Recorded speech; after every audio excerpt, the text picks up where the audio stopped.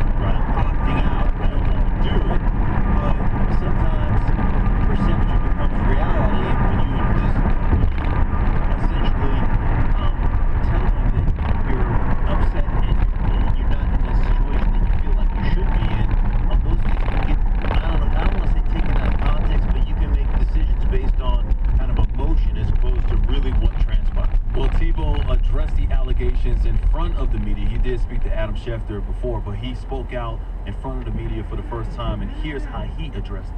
Did you tell him you didn't want to run the Wildcat formation last week? No, sir, I didn't tell him. I went in there Tuesday and had a man-to-man conversation with Coach Ryan. The conversation was great.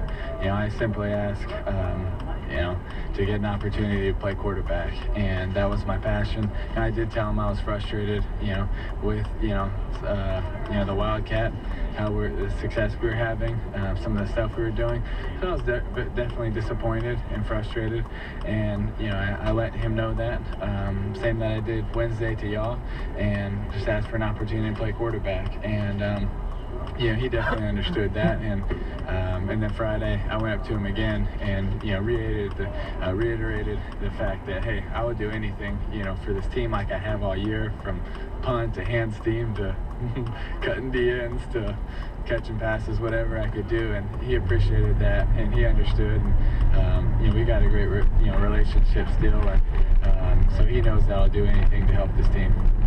So you heard him admit he was disappointed, he was frustrated in him not being named the starting quarterback. Mark Sanchez got benched. Also frustrated with the role maybe he played in the Wildcat, or what kind of plays were being called in the Wildcat, but then came back on Friday and told Rex, I'll do whatever it takes. Maybe Rex heard, and we'll play Dr. Phil here for a second. Maybe what Rex heard was the guy frustrated with his role in that offense, not necessarily up and down, but if you're frustrated with it, then let me just show you what you're missing a little bit. Take you completely out of it. Let somebody else run it during practice. Because you know what? I just missed the playoffs. We just missed the playoffs for the second straight season. And now you're coming in because you're upset because you didn't get the starting quarterback position, which I understand as a person. But you're telling me you don't like this role now? How come you didn't say this all season long? Why did you wait until now to bring this up?